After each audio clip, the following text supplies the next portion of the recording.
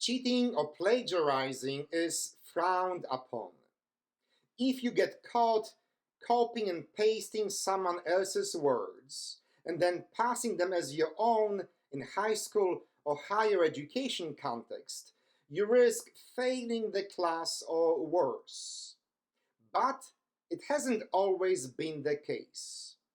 In pre-modern era, having your work replicated by other creators was considered a compliment and a tribute to your genius. After all, nobody would bother copying your thoughts if they considered them to be trash. Before the idea of copyrights was invented, having your work copied by others, even without any attribution, was simply a flattery. It was a little bit like the share button in modern day social media platforms. The more people share and repost your pictures or videos, the more clicks, more fame, and even more revenue you get. Looking at today's gospel passage from Luke 6, we can't help but think of the other, more famous version of the Beatitudes from Matthew chapter 5. And as we compare these two versions, we start noticing lots of similarities, but also some major differences. First, the basic stuff.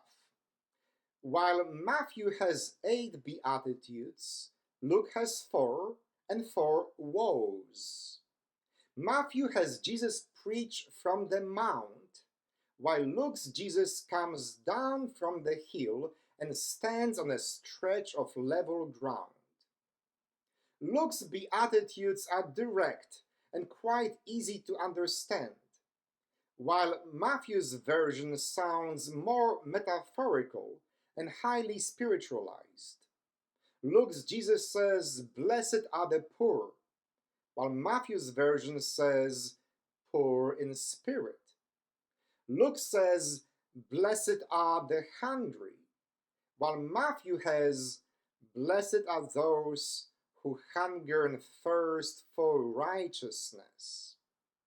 In a way, Luke is more socially revolutionary and countercultural, both in relationship to the Roman Empire way of doing things, as well as in the context of the modern day capitalism.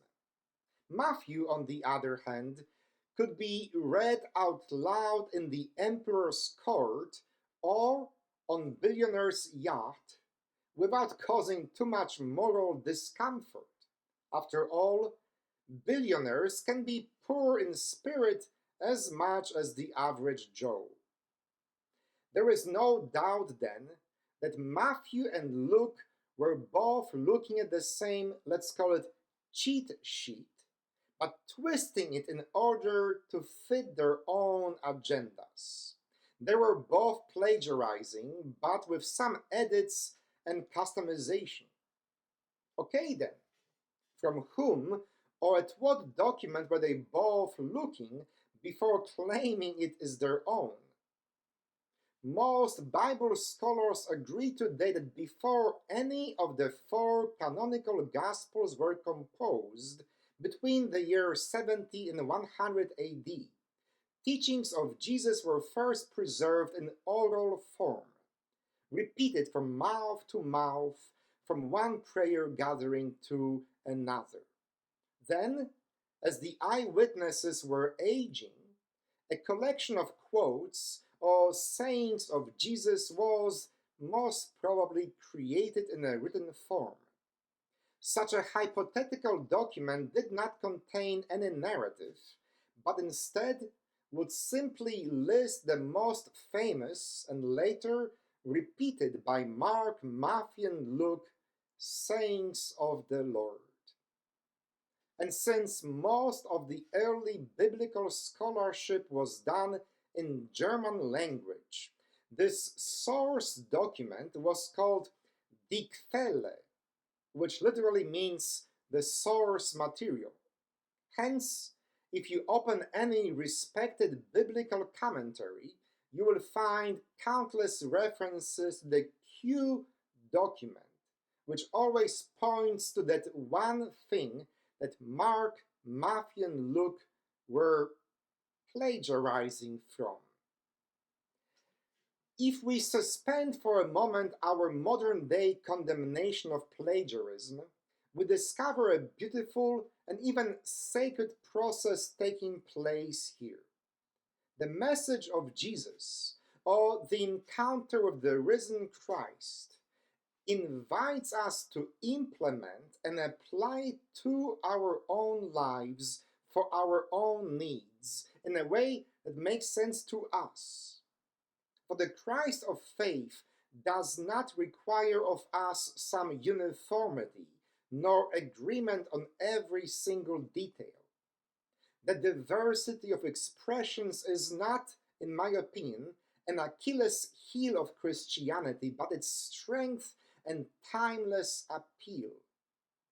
We all should walk away from the church service with our unique application of Jesus' message. Go forth and plagiarize, copy and paste, twist it a little bit, add your own flavor, and bring the story of Jesus to life in your own context. Make the story of Jesus a part of your own story. Amen. Thank you for keeping me company on this spiritual journey and creating our own unique version of Jesus' message. If you enjoy these short reflections, kindly remember to click on the like symbol below. Make sure that you subscribe to my YouTube channel and perhaps even share it with your friends and family members. Thank you, and God bless you always.